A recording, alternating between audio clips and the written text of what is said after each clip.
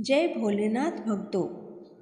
आज के इस वीडियो में हम आपके लिए लेकर आए हैं हल षष्ठी व्रत की पावन कथा।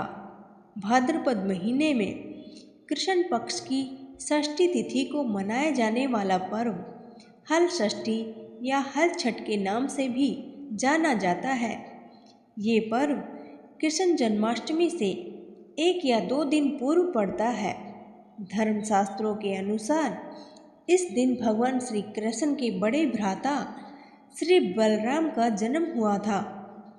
इस दिन को चंद्र षष्ठी, बलदेव छठ और रंधन षष्ठी भी कहते हैं। माताएं अपनी संतान की रक्षा के लिए ये व्रत करती हैं। द्वापर युग में भगवान बलराम सर्जन के देवता थे। हल षष्ठी अथवा हल छठ कृष्ण के बड़े भाई और भगवान विष्णु के अवतार भगवान बलराम के जन्म दिवस के रूप में मनाया जाता है। तो चलिए भक्तों, अब हम इस व्रत की पावन कथा सुनते हैं। आप सभी भक्तजन प्रसन्न चित्त मन से इन कथाओं को पूरा अवश्य सुने। प्राचीन काल में एक ग्वालिन थी। उसका प्रसव काल अत्यंत निकट था। एक ओर वह प्रसव से व्याकुल थी तो दूसरी ओर उसका मन गोरस दूध दही बेचने में लगा हुआ था। उसने सोचा कि यदि प्रसव हो गया तो गोरस यूं ही पड़ा रह जाएगा। ये सोचकर उसने दूध दही के घड़े सिर पर रखे और बेचने के लिए निकल गई। किंतु कुछ दूर पहुंचने पर ही उसे असहनीय प्रसव पीड़ा होने लगी। वह एक झरबेरी की ओट में चली गई। वहां एक बच्चे को जन्म दिया। वह बच्चे को वहीं छोड़कर पास के गांव में दूध दही बेचने चली गई। संयोग से उस दिन हल षष्ठी थी। गाय भैंसों के मिश्रित दूध को केवल भैंस का दूध बताकर उसने सीधे साधे गांव वालों में बेच दिया।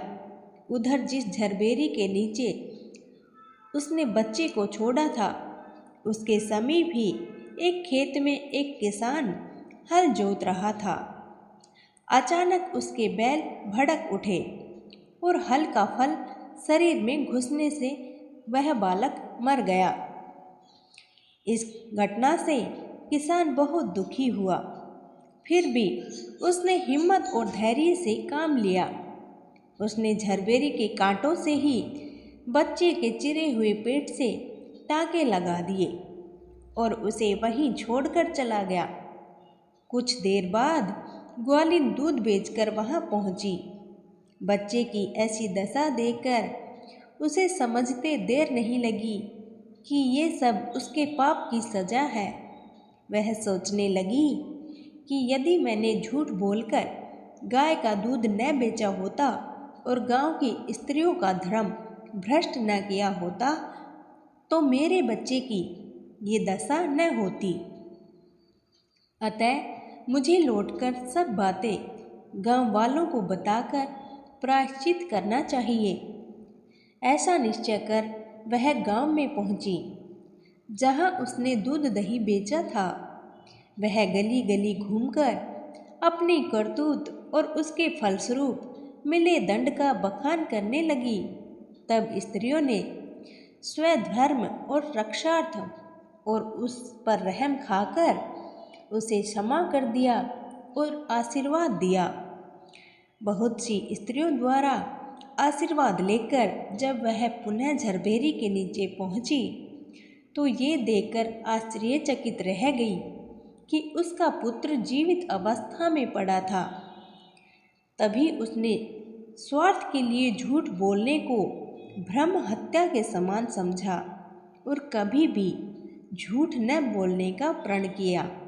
इसी प्रकार हल षष्ठी व्रत करने तथा कथा सुनने से संतान को लंबी आयु और सुखी जीवन का आशीर्वाद मिलता है। ये व्रत रखने से बलराम यानी शेषनाग का आशीर्वाद प्राप्त होता है। ये व्रत रखने से संतान बलराम की तरह बलशाली होती है। संतान की रक्षा के लिए ये व्रत बहुत ही महत्वपूर्ण होने के कारण पूरे मन से ये व्रत करने से संतान के जीवन के सभी कष्ट नष्ट हो जाते हैं। इस व्रत में हल की पूजा करने का विशेष महत्व है। हल छठ के दिन हल से उत्पन्न अन्न और फल नहीं खाना चाहिए। इस दिन भैंस का दूध पूजा में उपयोग में लाना उचित रहता है। इस दिन सत्य वचन बोलना ही चाहिए। धार्मिक मान्यता के अनुसार इस दिन श्री कृष्ण के बड़े भाई बलराम का जन्म हुआ था। अतः महिलाओं द्वारा व्रत और उपवास रखने से पुत्र को लंबी आयु और समृद्धि प्राप्त होती है। तो दोस्तों, आज के लिए बस इतना ही। वीडियो अच्छी लगे तो वीडियो को लाइक और हमारे चैनल को सब्सक्राइब ज़रूर करें। धन्यवाद।